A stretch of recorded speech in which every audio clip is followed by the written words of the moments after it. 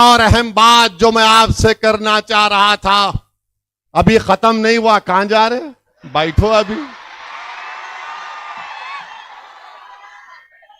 नहीं, घर से फोन आया, कहते जल्दी आते नहीं आते तो नहीं जा रहे।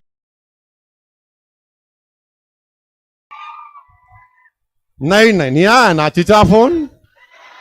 नहीं आया भी तो जाके थोड़ा सुन लो, दिल का मामला है। मैं एक और अहम बात आपके सामने करना चाह रहा था। जो कुछ फलस्तीन में हो रहा है, 1 साल कल हो जाएगा, 1 साल कल हो जाएगा। 40,000 से ज्यादा फलस्तीनियों का कत्ल बेंजामिन नेतन्याहू की हुकूमत ने किया, जिसमें से 10,000 बच्चे हैं मासूम, जिसमें से 12,000 के करीब खवातीन हैं। और इन 40,000 को छोड़कर 10,000 लोग बिल्डिंगों के नीचे अभी हैं, बिल्डिंग्स के नीचे हैं लोग। मेरे भाई, ये क्यों इनको मारा जा रहा है? इसलिए फलस्तीनियों को मारा जा रहा है, इसलिए कि वो मस्जिद अक्सा अल कुद्स शरीफ की, बैतुल मुकद्दस मस्जिद अक्सा के तहफ्फुज़ के लिए खड़े हुए हैं। वो कह रहे हैं कि अल कुद्स हमारा है, हम इसको आजाद करा कर रखेंगे।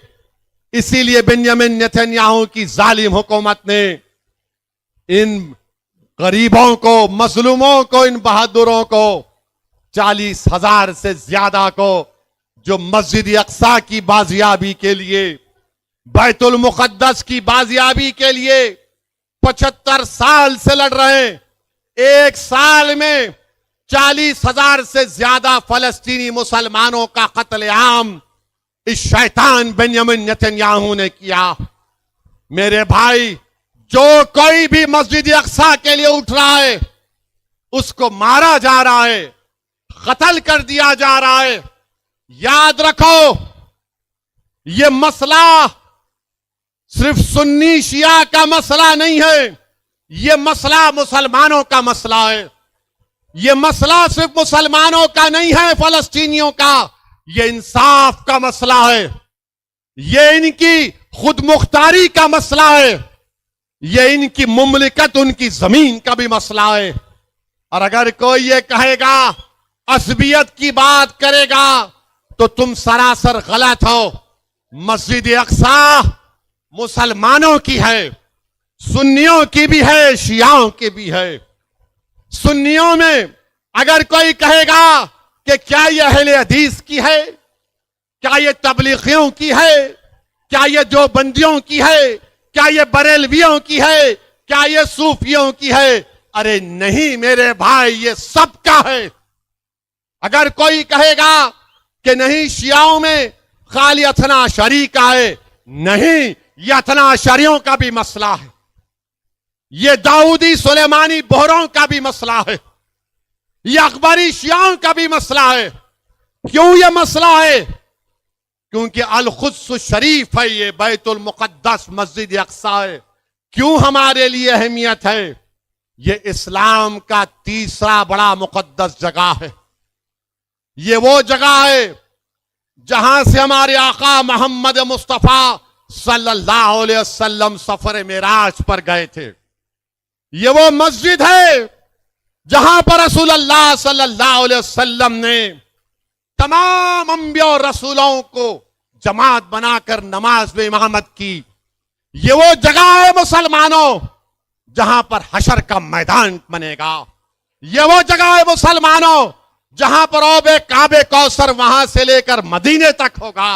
ये वो जगह है मुसलमानों जहां पर रसूलुल्लाह सल्लल्लाहु अलैहि वसल्लम ने फरमा दिया कि इस जगह पर हमेशा अल्लाह इसे और अब्दाल को रखेगा। जो दुआ करेंगे अल्लाह उनकी दुआओं को कबूल करेगा। ये वो जगह है जहां पर आकाए दो आलम सल्लल्लाहु अलैहि वसल्लम ने फरमाया कि ये मुजाहिदीन की सरजमीन है जो सुबह कयामत तक बातिल से मुकाबला करेगा। ये वो जगह है जहां अल्लाह की रहमतें, ये वो जगह है मुसलमानों जहां की माओं ने अपनी औलाद की लाशों को देखकर भी कहा कि या मोहम्मद सल्लल्लाहु अलैहि वसल्लम, मैंने आपने दीन के लिए अपनी औलाद को कुर्बान कर दिया। ये वो जगह है जहां पर बाप अपने बच्चों की लाश उठाकर कहता है कि या रसूल अल्लाह, मेरे माँ बाप, मेरी औलाद आप पर कुर्बान, मैं अपनी औलाद को इस दीन की सरबुलंदी के लिए पेश कर रहा हूं। ये वो जगह है मुसलमानों जहां पर 75 साल मुसलमानों ने अपना खून बहाया है, मगर अपने पेशानियों पर खौफ या औफ या किसी भी किस्म की परेशानी को आने नहीं दिया। हम सलाम करते हैं उस सरजमीन के फलस्तीनियों को, हम सलाम करते हैं वहां के मुजाहिदीन को, हम सलाम करते हैं वहां की मां, हम सलाम करते हैं वहां के नौजवानों को, हम सलाम करते हैं वहां के उन मासूम बच्चों को आज रो रहे हैं, अपने आप को तलाश कर रहे हैं। हम सलाम करते हैं उन मासूम बच्चों को जो भूख और फाके की जिंदगी गुजार रहे हैं। हम सलाम करते हैं उन तमाम लोगों को जिसको तूर सीनीन की जगह कहा गया। इंशाअल्लाह ताला वो लोग कामयाब होंगे। वही जगह है जहां पर अल्लाह सुब्हाना व तआला इनको कामयाब और कामरान करेगा। अरे जालिम शैतान बेंयामिन नेतन्याहू, तू अगर ईरान में इस्माइल हनिया को मार सकता है उस जगह पर, तो तूने 40,000 मासूम फलस्तीनियों को क्यों मारा? अगर तूने बेरूत में एक उस लीडर को मार दिया, तो तूने बेरूत में 12 लाख लोगों को बेघर क्यों किया? मैं गया था, सुनो, नारे लगाएंगे बाद में, सुनो अभी। मैं गया था 2006 में जब यही जालिम, ये हुकूमत जब बीरूत पर बमबारी कर रही थी, उस वक्त कुछ 32 मुसलमानों के एमपी थे। मीटिंग हुई कि सब जाएंगे, खैर वो क्या वजह थी कोई नहीं आए। मैं अकेला दमिश्क गया। दमिश्क में जब उतरा तो बेरूत का एयरपोर्ट बंद था, तो दमिश्क से आपको बेरूत जाना पड़ता था। मैं दमिश्क को पहुंचा। दमिश्क एयरपोर्ट पर इंडियन एम्बेसी का एक ऑफिसर आकर बोला कि ओवैसी साहब, आप दूसरी फ्लाइट से वापस चले जाइए। मैंने कहा मैं नहीं जाऊंगा, मैं दमिश्क को आया हूं। मैंने कहा कि मैं जब दमिश्क को आ चुका हूं, मैं दमिश्क को देखना चाहूंगा। तो मुझसे कहा कि आप क्या देखना चाहेंगे दमिश्क में? तो मैंने कहा मैं दमिश्क में हजरत बिलाल की खबर पर जाना चाहूंगा। मैं दमिश्क में शहीदाने करबला के मज़ारात पर जाना चाहूंगा। मैंने कहा कि मैंने सुना कि यहां पर इब्न अल अरबी की भी खबर है, मैं वहां पर जाना चाहूंगा। मैंने कहा कि यहां पर इमाम हुसैन की बहन हजरत ज़ैनब का भी रोजा है, मैं वहां पर जाना चाहूंगा। तो उस वक्त के इंडियन एम्बेसडर या जो भी थे, उन्होंने कहा कि अगर आप दमिश्क में ही रुकेंगे तो हम आपके लिए, एक नदवे के पढ़े हुए आलिम दीन थे जो दमिश्क यूनिवर्सिटी में अरबी की तालीम हासिल कर रहे थे, मुझे उनके साथ दे दिया। शायद वो कहीं अमेरिका लंदन में है मौलाना वो। खैर मैं इन तमाम मुकामात पर गया। हजरत ज़ैनब के रोजे पर गया तो हैदराबाद के हमारे लोग थे, बड़े खुश हुए। हाँ, वहां पर मैं उस मस्जिद के पास भी गया जिसको मस्जिद उमैयद कहा जाता है।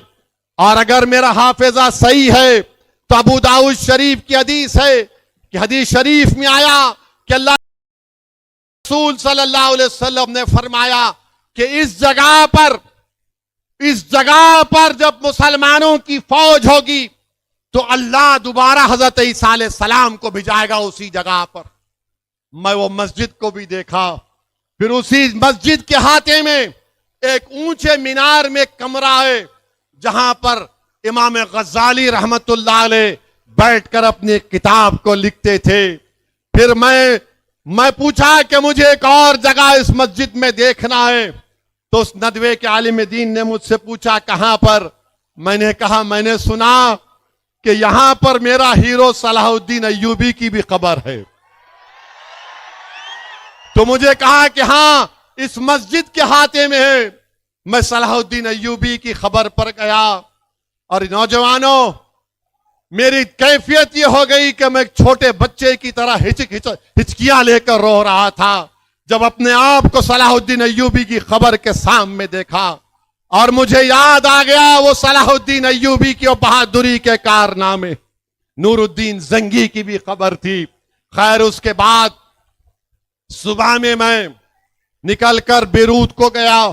मैं आ रहा हूं बेरूत के वो जो वहां के लोग हैं वो मौत से नहीं डरने वाले हैं। वो मौत से नहीं डरते। ये मगरबी मुमालिक के लोग अगर ये समझ रहे हैं कि 40,000 फलस्तीनियों को मारकर 12 लाख साउथ लेबनान और साउथ बीरूत के लोगों को बेघर करके वो उन पर गलबा हासिल करेंगे। अरे मैंने अपनी आंखों से देखा कि 15 माला बिल्डिंग है, डिमोलिश हो चुकी है।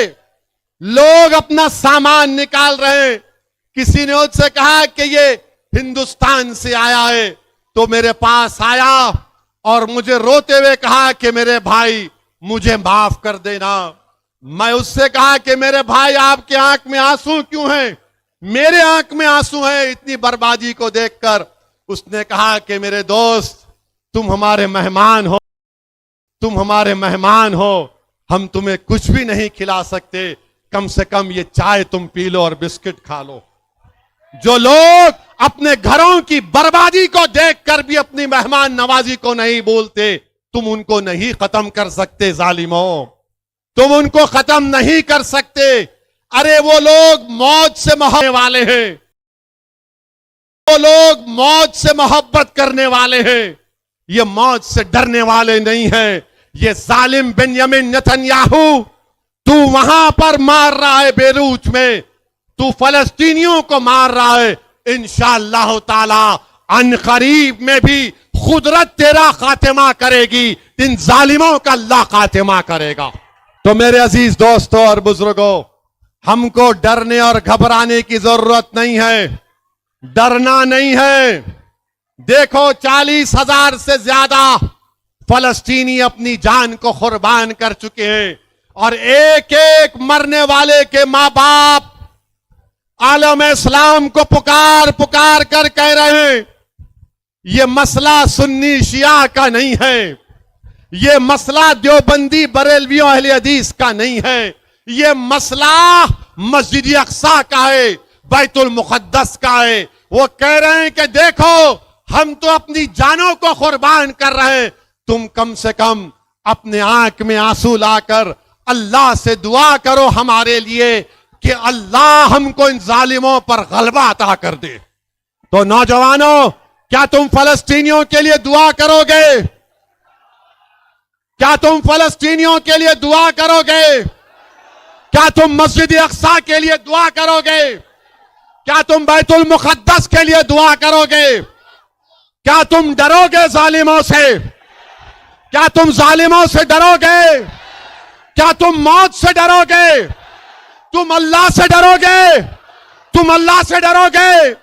तुम किससे मोहब्बत करोगे? तुम रसूल अल्लाह सल्लल्लाहु अलैहि वसल्लम से मोहब्बत करोगे। तुम करोगे ना कमली वाले से मोहब्बत? हम सब करेंगे ना, क्योंकि हम उनका सदका खाने वाले हैं, हम उनका सदका खाने वाले हैं। तो डरने और घबराने की जरूरत नहीं है। और हम भारत के हमारे वजीर आजम से भी कह रहे हैं, मोदी जी ये बेंयामिन नेतन्याहू को समझाओ, सीज फायर करो। 12-15 लाख फलस्तीनी बेघर हो गए, मगर मैं देखा हूं उनके हौसलों को, ये मौत से डरने वाले नहीं हैं।